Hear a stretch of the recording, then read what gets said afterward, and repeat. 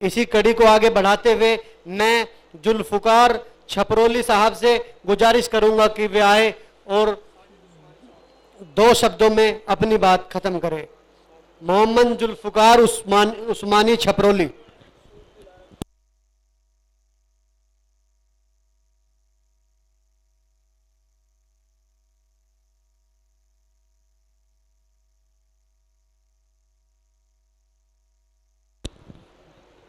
सभी तन मन से मैं भी साथ हूँ सभी के लिए।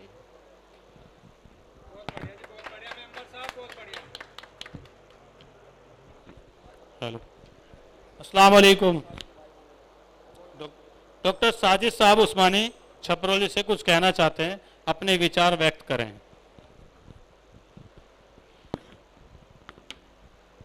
बुजुर्गवार और सम्मानित सभी साथीगण, जैसे कि मंच के भारतीय मुस्लिम जोगी युवा शक्ति सेवा मंच के राष्ट्रीय प्रवक्ता भाई आबिद साहब ने अपनी बातें रखी कि संगठन का मोटो क्या है, किस बात को लेकर के संगठन बनाया है, ये आप सबके सामने आई। क्योंकि ये जो ग्रुप बना, मेरे नज़रिए से, मैं गलत हो सकता हूँ, ये व्हाट्सएप पर बना। एक ग्रुप बना, ग्रुप बनने के बाद उसमें ऐप आई कि वो भारतीय मुस्लिम जोगी युवा शक्ति सेवा मंच के सदस्य बने। इसके बाद मैं सदस्य नहीं हूं अभी तक संगठन का, ये लोग सदस्य बने, आप लोग सदस्य बने। उसके बाद आपको जो पद है संगठन के वो दे दिए गए। उसके बाद आपकी जिम्मेदारियां है कि आप इसका निर्वाह कैसे करते हैं। अब से पहले भी मैं जब बच्चा ही था, मुश्किल से मेरी उम्र 15-16 साल की होगी, छपरोली में भी एक संगठन बना। उस संगठन में सामाजिक बुराइयों को लेकर के अपने विचार व्यक्त किए गए। मैं बच्चा ही था। अल्हम्दुलिल्लाह, अल्लाह का बड़ा एहसान है कि मुझे ये चीज़ विरासत में अल्लाह ने दी है कि मेरे बाप दादाओं से ये चीज़ चली आ रही है कि हमें कौम की खिदमत करनी है। कौम की नहीं, इंशाअल्लाह हमें तो खिदमत खल्क करनी है। अल्लाह के रसूल सल्लल्लाहु ताला अलैहि वसल्लम इस रुए ज़मीन पर अल्लाह ने रहमतुल लिल आलमीन बना करके भेजे है और उनका ही आप सबको और हम सबको उम्मती बना करके भेजा है। ये बड़ा करम है मेरे रब का कि उसने जैसा नबी हमें अता किया, जैसा महबूब अपना अता किया, और वो जो काम उसने अपने महबूब के लिए रखे थे वही काम आप सब के लिए भी रखे। ये बड़ा एहसान है रब्बुल आलमीन का। हम बार बार इसका शुक्र अदा करते अपने रब का कि उसने उम्मत मोहम्मदी में हमें पैदा किया। दोस्तों, संगठन बनते हैं स्वार्थ के लिए। लोग सबसे पहले अपने स्वार्थ को रखते हैं, अपने निजी स्वार्थ को लेकर के संगठन का निर्माण किया जाता है और सबसे पहले अपनी आर्थिक स्थिति को सुधार करने का विचार विमर्श करते हैं कि संगठन के द्वारा हम क्या फायदा उठाए, कैसे हमारी आर्थिक स्थिति सुधर सकती है। अगर इस मोटो को लेकर के हमने संगठन बनाया है तो संगठन 5 से 10 दिन चलेगा, इसके ज्यादा संगठन नहीं चल सकता। हमें लंबे समय तक संगठन को अगर चलाना है, ये मीटिंग रखी गई है अपने सुझाव देने के लिए कि हम संगठन को कैसे बनाए। हमारे बुजुर्गवार मंच पर मौजूद है, वे हमारी रहबरी करेंगे कि संगठन को कैसे चला जाए, कैसे हम खिदमत खल्क के काम आ सके। इसको लेकर के विचार विमर्श करने के लिए मीटिंग बुलाई गई है। दोस्तों, जैसे कि भाई आबिद साहब ने बताया कि शिक्षा को लेकर के संगठन काम करेगा। बेशक इल्म एक रोशनी है, इल्म के बिना जिंदगी अधूरी है।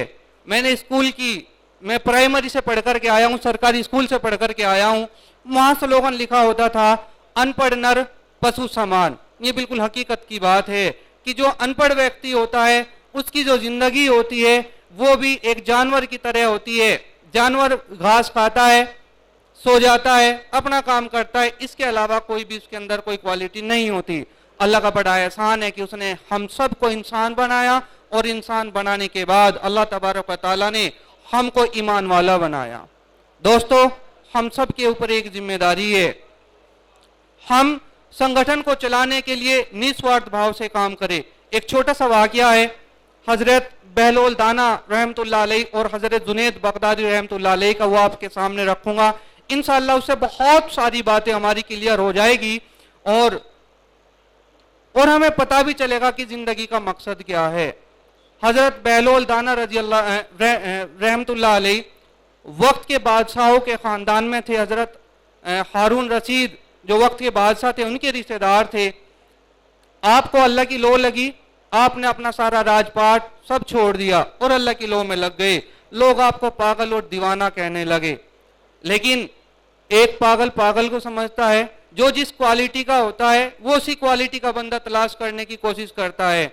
मेरा मानना है कि एक बीड़ी पीने वाला जब भी किसी महफिल में जाता है तो वो उस व्यक्ति को तलाश नहीं करता जो बीड़ी नहीं पीता, बल्कि उस व्यक्ति को तलाश करता है जो बीड़ी पीता है, क्योंकि उसको वो अपनी जो उसके अंदर क्वालिटी उसी को वो सर्च करने की कोशिश करता है। तो जुनैद बगदादी रहमतुल्लाह अलैह ने अपने इराक की बात है, इराक में हुए हैं आप, तो आप गए, आपने अपने मुर्शिदों से कहा कि मुझे बहलोल से काम है। तो मुर्शिदों ने कहा बहलोल वो तो पागल और दीवाना है, हजरत आपको उससे क्या काम है। तो जुनैद बगदादी रहमतुल्लाह अलैह ने कहा कि भाई जो मैं जानता हूं तुम नहीं जानते, मुझे उनसे काम है, आप उनकी तलाश कीजिए। मुर्शिदों ने तलाश किया, बहलोल खाक में पेड़ के नीचे तकिया लगाए हुए है, अपना अल्लाह की लो लगाए हुए आप बैठे हुए। आपने सलाम किया और बता जी कौन? आपने फरमाया कि जी मैं जुनैद।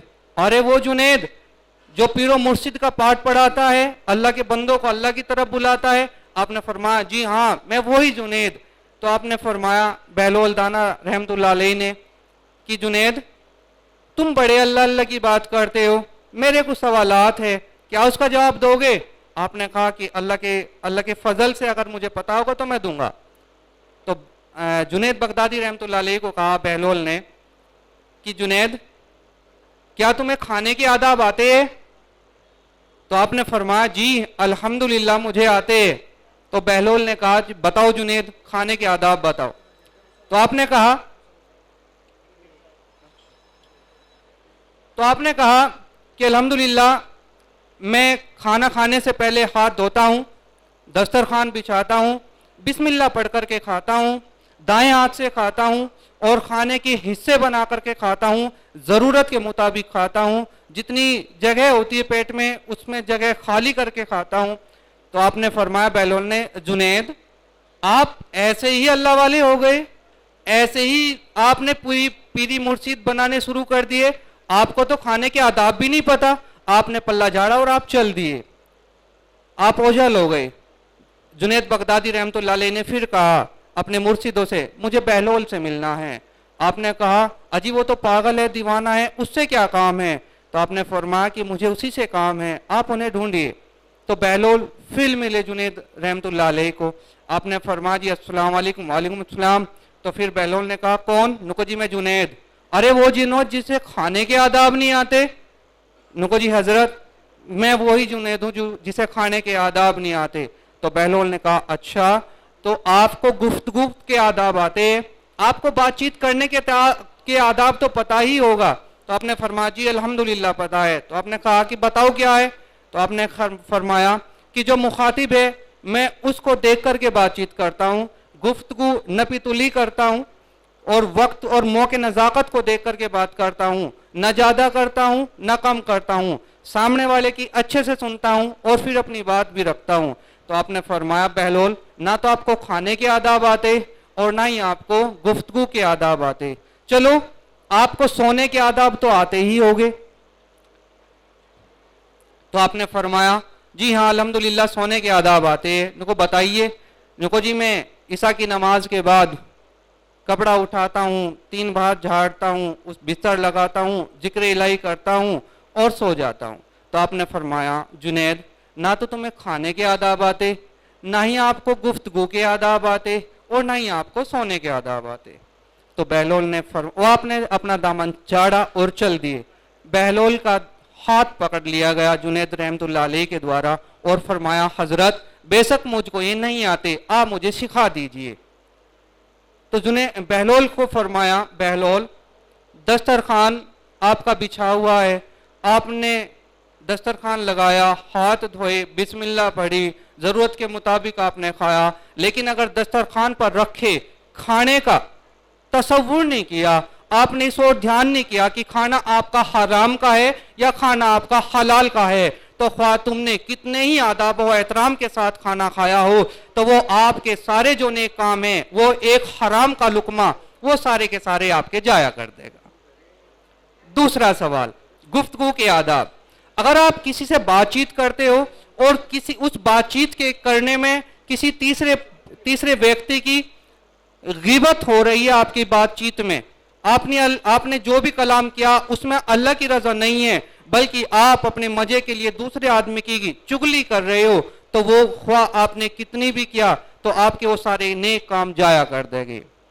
तीसरा सवाल, सोने के आदाब। आपने फरमाया आपने कितने ही सुन्नत के मुताबिक अपना बिस्तर लगाया, लेकिन अगर आपके दिल में, तो जो फरमाया ना जरा, अगर आपके दिल में किसी मुसलमान के प्रति किना है, बुग़्ज़ है या किसी भी प्रकार का मेल है, आप कितनी आदाब व एहतराम के साथ सोए हो, आपका वो सोना सारा का सारा बेकार है। तो मोहतरम बुजुर्गों और दोस्तों, ये 3 इबरत भरी बात है जो हम अगर अपनी जिंदगी में उतार ले तो इंशाअल्लाह ये जो बुराइयां है ना, जो हमारी बिरादरी में, हमारी कौम में किसी में बुराई नहीं है, सॉरी मुझे माफ करना मेरे बुजुर्गवार है, बुराई बिरादरी में नहीं है, बुराई समाज में नहीं है, बुराई मेरे खुद के अंदर है। जिहाद मुझे खुद से करना है। सबसे पहले मेरे और मेरे रब का सवाल मुझसे होगा। कल नबी मुझसे पूछेगा, मेरे समाज से, मेरे मुतालिक कोई सवाल नहीं होगा, मेरे भाई से, मेरी वालदा से, मेरे बाप से, मेरे मुतालिक कोई सवाल नहीं होगा। कल जो सवाल और जवाब होगा वो मेरे और मेरे रब का होगा।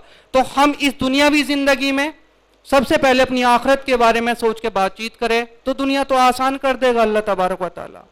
रही बात, जैसे भाई आबिद साहब ने कहा, मैं सुझाव दे रहा हूं अपना, सबके अपने अपने सुझाव आएंगे यहाँ मन से, क्योंकि ये जो मीटिंग बुलाई गई है ये सुझाव के लिए बुलाई गई है। हमारे बुजुर्गार, हमारे सरपरस्त, अल्लाह देर तक और दूर तक इनका साया हमारे सरों पर सलामत रखे। मैं अल्लाह ताला से बार बार दुआ करता हूँ कि इनका साथ एक लंबे समय तक और इनकी हयात जिंदगी में ही ये जो यूथ कोशिश कर रहे हैं, जो सपने हमारे बड़ों ने देखे थे, इन यूथ के द्वारा, इन नौजवानों के द्वारा अल्लाह उनको पूरा करे। मैं रब्बुल आलमीन से दुआ करता हूँ। रही बात निकाह की, जैसे भाई ने बताया कि हम किसी की शादी में जाते तो 100 रुपए के बजाय 1100 रुपए दे दें। मेरा मानना है कि हम ऐसी शादी करते ही क्यों हैं जिसमें 100 रुपए की जरूरत हो। हम शादी को आसान बनाएं। अब जैसी बच्ची जवान हुई, हम अच्छा लड़का तलाश करें बिन दहेज की 2 आदमी जाए, बच्ची का निकाह करे, बच्ची को रुखसती दे दे। हमें 1100 रुपए की जरूरत नहीं है, 100 रुपए की जरूरत नहीं है। हमने इस बात को अपनी नाक का सवाल बनाया हुआ है कि लोग क्या कहेंगे। लोग कुछ नहीं कहते, जैसा हम सोचते हैं लोग वैसा ही हमारे साथ होता है। अभी हम आए गांव से, हमारे पास बाइक है, हम बाइक से आ सकते थे, 300 रुपए का तेल लगता, लेकिन बाइक आती हमारी 300 में 900 रुपए का तेल लग जाता। हमारे बड़े भाई है, कहने लगे यार इतना बड़ा प्रोग्राम है, इतना बड़ा फंक्शन है। मैं अक्सर चुप रहता हूँ, ज्यादा नहीं बोलता, और मेरी पहली ये मीटिंग है बिरादरी के बीच, इससे पहले मैं कभी बिरादर में आया भी नहीं, तो मैं चुप रहा। उन्होंने कहा कि चलो गाड़ी कर लेते हैं किराए की। गाड़ी आई 2000 रुपए की। हम आए गाड़ी में, गाड़ी बाहर गेट पर खड़ी हुई है। जो आप लोगों ने मान सम्मान दिया, मैं तहे दिल से उसका शुक्रगुजार करता हूँ। वही मान सम्मान जो मुझे उस कार में आने से मिला, जो 2000 रुपए में मिला, 3000 रुपए में मिला, अगर मैं पैदल भी आता और अल्लाह तबारक व तआला ने वो इज्जत मेरे नसीब में रखी हुई थी तो मुझे पैदल वही सम्मान मिलता। हम अपनी सोच को बदले, अपने आप को बदले, समाज खुद ब खुद बदल जाएगा, क्योंकि समाज हमसे है, हमसे ही समाज का निर्माण हुआ है। समाज में हम ही लोग रहते हैं, बाहर से कोई समाज का व्यक्ति नहीं आता। हमें अपनी सोच बदलनी होगी। जब हम अपनी सोच बदलेंगे, अपने ख्यालात बदलेंगे, इंशाअल्लाह समाज तरक्की करेगा। रही बात शिक्षा की, मैं छोटा सा तारुफ कराऊंगा अपनी शिक्षा के बारे में। मैं जोगी साजिद अली नशीरुद्दीन उस्मानी छपरोली, अल्लाह का बड़ा करम है और आप लोगों का बड़ा एहसान है मुझ पर और मेरी आने वाली नस्लों पर भी, कि मेरे वालिद को आप लोग इतना मान सम्मान देते हैं। और अल्लाह से दुआ कीजिए कि इनका जो साया है हमारे सरों पर देर तक बनाए रखे। एक बनिए के यहाँ नौकरी करते थे, आप सभी को पता है इनकी जिंदगी के बारे में। मेरी वालदा अनपढ़, मेरे दादाजी घर पर रहते, वालदा घर पर रहती, पड़ोस में स्कूल, भाई बेटा चला जा, हम चले गए। अल्लाह का शुक्र है प्राइमरी से हमने 5वीं पास की, सरकारी स्कूल से ही हमने फिर हाई स्कूल पास किया, सरकारी स्कूल से ही हमने इंटर पास किया, सरकारी स्कूल से हमने बीएससी की, सरकारी स्कूल से एमएससी की, सरकारी स्कूल से बीएड किया, सरकारी स्कूल से बीए किया और अल्हम्दुलिल्लाह अभी हमने डी फार्मा किया है। और ये एक इल्म तो एक रोशनी है, जितना आप इसको बढ़ाओगे उतना बढ़ते चले जाएंगे। और एक दर्द है, देखो इल्म का मकसद सरकारी नौकरी से बिल्कुल भी नहीं होता। हम अपने दिमाग से बात निकाल दे कि सर का यार इतना पढ़ गया नेताजी का लड़का, लोग मुझे पागल कहते हैं गांव में, मेरे घर वाले सबसे पहले मुझे पागल बताते हैं कि पढ़ता जा रहा है पढ़ता जा रहा है पढ़ता जा रहा है, कमावेगा कब? अरे भाई जनून है, अभी उम्र है, पढ़ रहे हैं। जिस दिन अल्लाह ने, देखो हम, अल्लाह ने अगर नसीब में लिखा है ना महलों का आराम, वो मिलेगा, और अल्लाह ने नसीब में लिखा है कूड़ी का दुख, तो मिलेगा, उसे कोई रोक नहीं सकता। ठीक है नहीं? हम खिदमत खल्क के लिए इंशाल्लाह 24 घंटे तैयार है, तन से मन से धन से। और इंशाल्लाह मैं गुजारिश करूंगा आर्य भारती से या जो भी हमारे बुजुर्गवार यहाँ मौजूद है कि हम शिक्षा को लेकर के एजुकेशन बहुत अल्लाह ने दे दी, शिक्षा को लेकर के मेरे अंदर जुनून है। मैं पूरी जिंदगी इस मंच से इंशाल्लाह पूरी जिंदगी दीन इस्लाम के लिए वक्फ करता हूं। मेरी जहां जरूरत हो शिक्षा को लेकर के, बिना किसी लोभ लालच के, बिना किसी इकोनॉमिकल लाभ के, आर्थिक लाभ के, मैं 24 घंटे तैयार हूं इंशाल्लाह। ठीक है, बस खैर वक्त बहुत ले लिया आप लोगों का, इसके लिए गुस्ताखी की माफ़ी चाहता हूं। इंशाल्लाह फिर कभी मुलाकात होगी। और मैं विशेष तौर से भाई सलीम साहब कांदला, इनकी जब मेरी पहली मुलाकात हुई कम से कम 2-2.5 साल पहले, कांदला जनता रसोई भाई सलीम साहब, बड़ा अच्छा लगा कि ये खिदमत खल्क कर रहे हैं और एक मोटो इन्होंने चलाया, एक मुहिम इन्होंने चलाई हुई है। और इंशाल्लाह ऐसे ही ये जो बुजुर्गवार है हमें भी प्रेरित करे कि हम भी इसी तरीके से आगे कौम के काम आ सके। जज़ाकल्लाह। अस्सलाम वालेकुम। बहुत ही अच्छा, हमारे डॉक्टर साहब ने बहुत अच्छे तरीके से समझाया और कुछ हदीसें भी बयान की, काफ़ी अच्छा लगा।